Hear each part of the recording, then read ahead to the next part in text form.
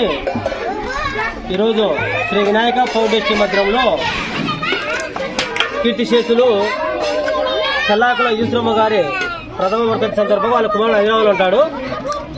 ఈరోజు పేదలకు అన్నదానం చేయాలని ఆయన ఫోన్ చేయడంతో మన లైవ్లో చూడండి చిత్రాన్నము, స్వీటు, వైట్ రైస్ అన్ని రకాల ఐటమ్స్ అన్ని మనము చల్లాకుల ఈశ్వరమ్మ జ్ఞాపకార్థంగా ఈ భోజనాలన్నీ మనం ఇక్కడ తీసుకోవడం జరిగింది.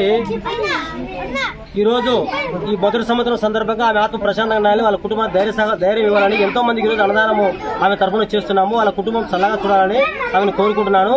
అలాగే ఆమె ఎక్కడైనా ఆమె ఆత్మ ప్రశాంతంగా ఉండి వాళ్ళ కుటుంబాన్ని అడగాలని కోరుకుంటున్నాను.